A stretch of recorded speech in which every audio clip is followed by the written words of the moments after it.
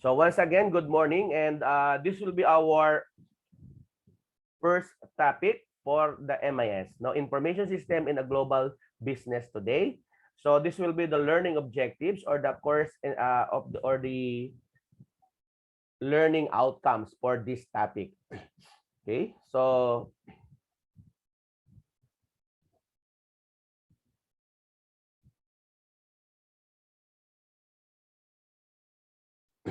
okay, so it's not business as usual in other country anymore, no? Or the rest of the global economy. In 2010, American business will spend over 562 billion on information system, hardware, software, and telecommunications equipment. In addition, no, they will spend another 800 billion on business and management consulting and services, much of which involves redesigning firms' business operations to take advantage of these new technologies. No, in these figures, it shows that between 1980 and 2009, as you can see here, no, private business investment in information technology consisting of, wait, I'm just accept this one. Okay, again, in this figure, no, private business investment in IT consisting of hardware, software, and communications equipment grow from 32% to 50% of all invested capital. So if you are the managers of this company, no, most of you will work for firms that are intensively using IS or information systems in making large investment in information technology. So you will certainly want to know how to invest this money wisely. So if you will make wise choices, your firm can outperform competitors. So if you make poor choices, you will be wasting valuable capital. Okay, so how information systems are transforming business. Now, we need to take to accept the fact that all business establishments are now transforming through information system. So as you can see, based on the result of this massive spending around you every day, by observing how people conduct business, more wireless cell phone accounts were opened in 2009 than telephone landlines, no, installed. Cell phones like Blackberries, iPhone, Samsung, no, email, and online conferencing over the internet have all become essential tools of business. No, 89 million people in the US, no, access the internet using mobile device. It's just in 2020, no, or 2010 rather. Nearly half the total internet user populations, no, there are 285 million cell phone subscriber in the US and nearly 5 billion worldwide. Take note, in the US alone 285 million, in worldwide that is 5 billion internet users, no? In June 2010, more than 99 million businesses worldwide had .com internet sites registered, no? Today, 162 million Americans shop online and 133 million have purchased online. So every day, about 41 million go online to research a product or service. In 2009 actually, no, FedEx moved over 3.4 million packages daily in the US, mostly overnight. Imagine, it's just all done overnight. The US service or the UPS moved over 15 million packages daily worldwide. So it meant to say that the business or businesses sought to sense and respond to rapidly changing customer demand, reduce inventories to the lowest possible levels, and achieve higher levels of operational efficiency. Supply chains had become more fast-paced, with companies of all size depending on just-in-time inventory to reduce their overhead cost and get to market faster.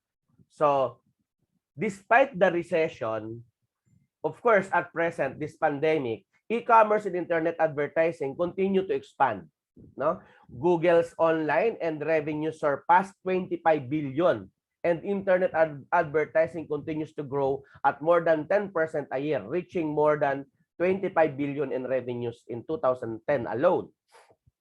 So, in a new federal security and accounting laws, no, requiring many businesses to keep email messages for 5 years, coupled with existing occupational and health laws requiring firms to store employees' chemical exposure data for up to 60 years, are surprising the growth of digital information at the estimated rate of 5 exabytes annually. So equivalent to 37,000 new libraries of Congress. So maybe you were asking, what's new in the management information system? No, of course, there are lots. No, what makes management information system the most exciting topic in business is the continual change in technology. No, management use of the technology and the impact on business success, because new businesses and industries appear, old ones decline, and successful firms are those who learn how to use the new technologies. Okay, now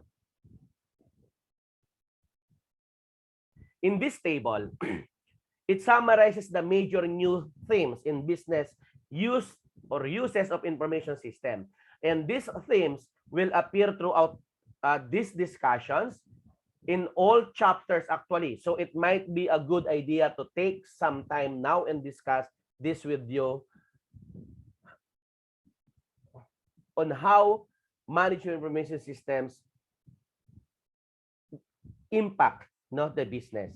Now, in the technology, there are three interrelated changes. No? Of course, the emerging mobile digital platform. We need to accept the fact that majority of an application is now available on mobile. No? The growth of online software as a service. And of course, the growth of cloud computing. No? Where more and more business software runs over the internet. No? Again, iPhone, iPads, Blackberries, and web surfing netbooks are not just gadgets on entertainment outlets. They represent new emerging computing platforms based on an array of new hardware and software technologies. More and more business computing is moving from PCs and desktop machines to these mobile devices. So take note that managers are increasingly using these devices to coordinate, of course, work, communicate with employees, and provide information for decision making. And we can call this development that emerging mobile digital platform, because managers are routinely use so-called Web 2.0. I hope that you are familiar with Web 2.0 technologies like social networking, collaboration tools, and wikis in order to make better, faster decisions. So as management behavior changes, how work gets organized, coordinated, and measured also changes. So by connecting employees work on teams and projects, the social network is where works get done, where plans are executed, and when managers manage. Because collaboration spaces are where employees meet one another even when they are separated by continents and time zones. No, at present, majority of the employee, even in the business firms, are now working or work from home, no, due to this pandemic. Now, the strength of cloud computing and the growth of the mobile digital platform allow organizations to rely more on telework, remote work, and distributed decision making. Actually, no, the same platform means firm can outside more work and rely on markets rather than employees, no, to build value. It also means that firms can collaborate with suppliers and customers to create new products or make existing products more efficiently. No, that's why in Shopee, for example, right after the delivery of your order, they are requesting you to evaluate or to give a customer satisfaction survey. Okay, that is the idea for them to improve or to create new products or to make an existing products more efficiently and effectively. And you can see some of these trends at work in the interactive session on management, because millions of managers really heavily on the mobile digital platform to continue supply and shipment, satisfied customers, and manage their employees. So a business day without these mobile devices or internet access would be unthinkable. So emerging mobile platform greatly enhances the accuracy, speed, and richness of decision making. So again, as I mentioned, this will be the Web 2.0 applications. Telework gains momentum in the workplace and co-creation of business value. Now, the globalization, of course, no? I think everybody are familiar with globalizations. A digital firm is one in which nearly all of the organization's significant business relationship with customers, suppliers, employees are digitally enabled and mediated. Okay? Because all of the challenge or all of the changes we have just described, coupled with equality or equally significant organizational redesign, have created the condition for fully digital firm. So again, the digital firm can be defined along several dimensions. So as what we have here. Okay? Then, of course, we need to accept the fact that core business process are accomplished through digital networks, spanning the entire organization or linking multiple organizations. On the other hand, no, the business process refers to the set of logically related tasks in behaviors that the organization develop over time to produce. Wait.